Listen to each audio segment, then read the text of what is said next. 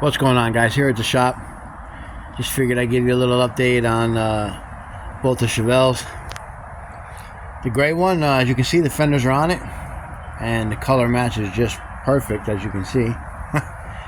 But like I said, we just got paint on them just to keep them from rustling. That EDP coating was rustling because they were sitting outside, so we just scuffed them real quick. Like I said, coat of primer, coat of paint, threw them on the car just to get it together.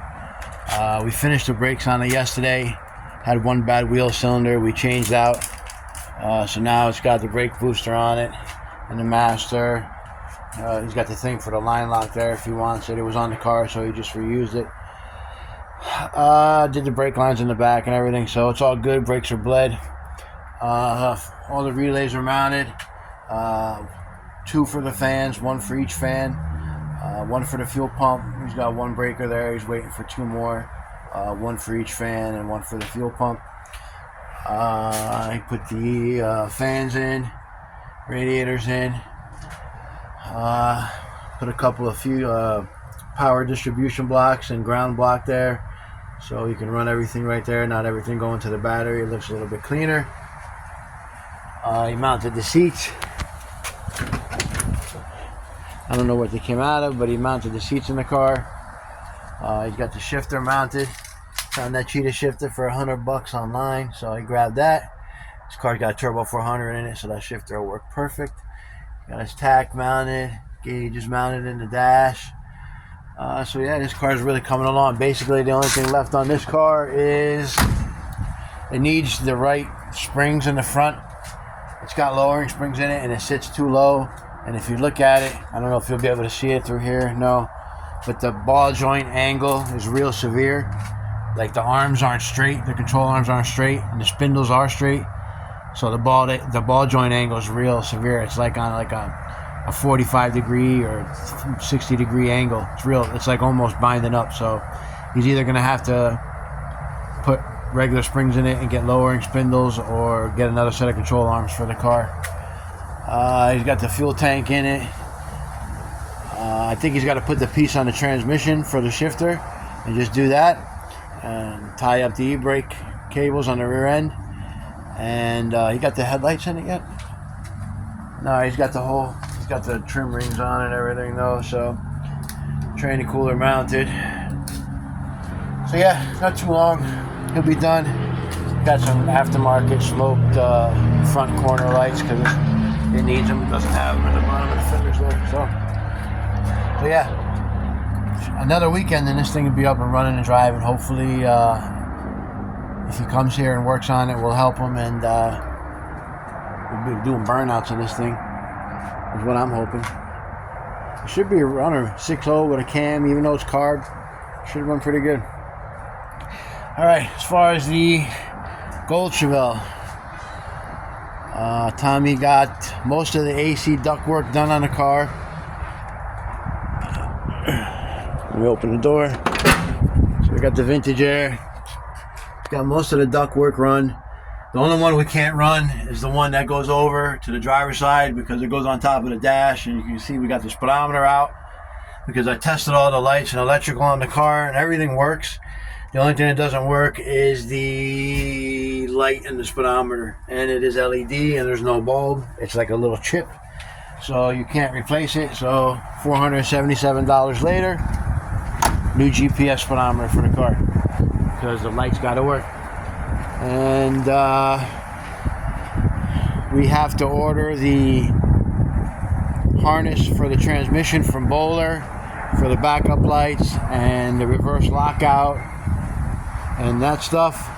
So we'll get that in. That's like another $300. Delta Pag has yet to ship the fans. It's been about 3 weeks, so they should be shipping them here soon. What else? Oh, the fuel pump. The case is leaking on the negative terminal. I'll show you. Let me crawl underneath the car. So, for some reason, and I remember this wire being loose on the car. When you fire up the car, if you tighten up the negative terminal on this, if you tighten it up, it leaks like crazy. But if you back it off and loosen it, the leak stops, but the wire's loose. So We're gonna look in to see if there's like a rebuild kit or if there's like an O-ring back there, because you can see there's 2 screws, so this cover will come off. So we'll see what happens. But if there's no fix for it, it's $500. If you want the brushless one, I think it's close to $800. So I think we'll just get the regular one if we need be, but hopefully we can fix that and save that $500. So that's where we're at with this car. As you can see, I got all the wiring down there for the backup lights and the reverse lockout and everything's all ready to go. And Tommy installed the front TBM brake kit. They're badass, guys. Calipers really well made, well manufactured. The hardware is real nice. Simple pad installation. You pull this pin, pads come out, slap another set in there. Screw on dust caps. Everything billet. Real nice stuff. Comes with the bearings and everything. I will show you when we do the rear kit, but we couldn't put the rear hat and rotors together because Motion didn't send one hardware kit for the back of the car. So I'll show you. I think we got the hats out. Let me check. I think the hats are out, but not the rotors. So yeah, Tommy was getting ready to do it, but there's another bag like this that has all the hardware to put the rotors together. So these are the hats. You can see they're really well made, well manufactured. I mean, look at the machining on the for the lugs, for the studs. Really well done. Really well done bracketry. You know, this car has C-clip eliminator, so this kit's for a C-clip eliminator rear end. Disc brake comes with all the hardware. Comes with a lot of shims, which will be in the oh no, the shims are right here, so you can center up the rotor on the caliper. Really nice hardware. Comes with a bleeder kit. Comes with all the brake line too, but it just comes with a roll of brake line, guys. Tommy actually has to bend and flare all the brake lines on the car, so he'll be doing that. But yeah, just figured I'd give you a little update. So when he gets ready to put the rear brakes together, I'm going to yell at him and tell him wait till I get here so we can film it, because he always does shit when I'm not here. Like the front brakes, I could have showed you guys, but you know, that's the way he is. He gets a hair up his ass, comes out and starts doing stuff, you know. So, but really well made, guys. Like very expensive. I think the brake kit without the master cylinder and the booster, or I think with the master cylinder, because this car doesn't have a booster anywhere, it's only manual, it was close to $3,600 or $3,800 for all 4 wheels. So expensive stuff, but it allows you, I think you can run a 15-inch wheel with this car. So if you wanted to run this kind of brake and run your stock, like if you had an SS Chevelle or something and you want to run these brakes, you can run your stock 15-inch SS wheels on the car, and I don't think it'll be an issue. But very expensive, a little too expensive for me. I know I wouldn't be spending that, but the owner of this car, you know, it's the last one he's doing. He wants to do it right. So comes with a Willwood master cylinder, Chrysler Type Master, and it comes with that adapter bracket you can see back there, that billet plate. So basically that lets you convert it from a car that had power brakes to a car that doesn't have power brakes. So that's done. All mounted the reservoir for the clutch, so that's all done. The cap does clear. What else? Put the plug wires on it. Mass airflow sensors just sitting in there right now. Everything's plugged in. As soon as we get the fans mounted and the cooling system up and running, then we'll test fire the motor. I don't know if I told you guys this, but we put this fuse block in here. When you do vintage air conditioning, they give you those like shitty looking inline fuse holders that they're just like a piece of wire like that, and it has like a fuse holder with a rubber cap on it, and there's no way to mount them, so they look like shit. So instead of doing that, I told Tommy to get a separate fuse block, and these are all the wires for the this is the wire for the vintage air, this wire's for the vintage air, and this is powering the relay for the fuel pump. I ran all 10 gauge wire to the fuel pump, feed and return for the ground. So there'll be no voltage drop issues there. It's got an 80 amp relay in it, and it's got a 30 amp fuse protecting it. I'll probably go up to like a 35, but I think that'll be fine. The mega fuses are mounted. See if I get the cover off of this one. Right there. This one's mounted. This protects the alternator feed, and then the other one protects the feed for the car. So no issues with it burning down.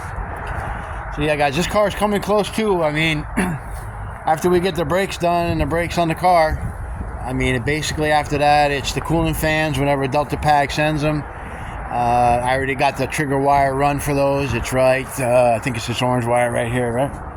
Yeah, it says electric fan on it. It's upside down, but that'll trigger the relays and the kit for the Delta Pack fans. We're getting the whole kit. So basically all I got to do is run that to it and hook up the power and the ground to their harness with their dual relays and everything, and that's what they give you, and that's what's going to control their fans. Comes with the controller and everything. We'll get that all mounted in there. Then after that, it's just topping off the transmission. Once the brakes are on the car, bleed the brakes. We already tested the fuel system. We know we got a leak in the back, so we'll take care of that. Exhaust is on the car. Shifter's in the car. Tommy made a shifter plate to cover up the hole where we had to cut out for the transmission tunnel. So he made that plate right there, so you can take that. He's gonna make it. I think he's gonna make it removable, so you can take that off and actually get to the tranny if you need to for some reason, or give it a little bit more room if you got to lower it down.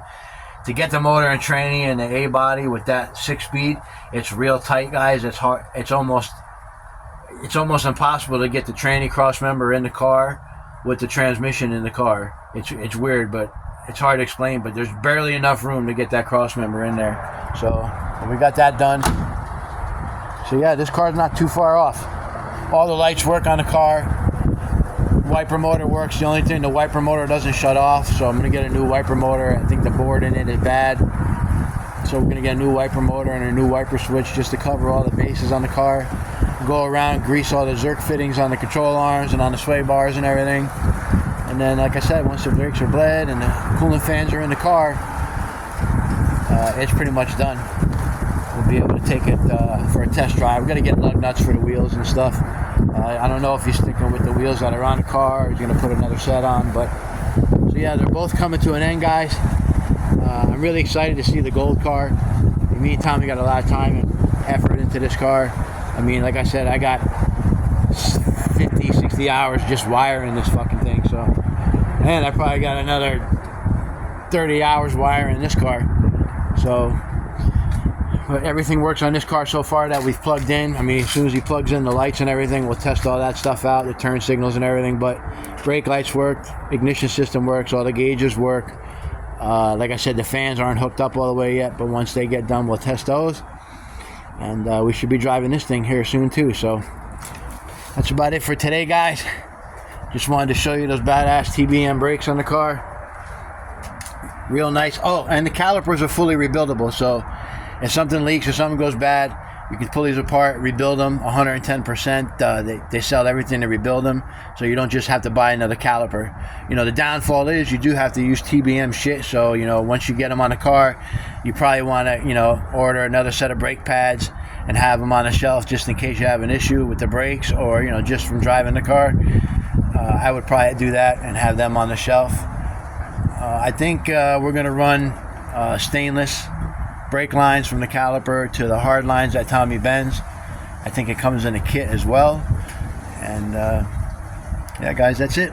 So till the next time, when we get a little bit farther on the car, you know, and more parts come, we get the fans in and everything, I'll do another video. Like I said, I'll do a video of Tommy putting those brakes together, the rear hats and rotors, and we'll show you how it all goes together and how you got to torque them, Loctite and everything.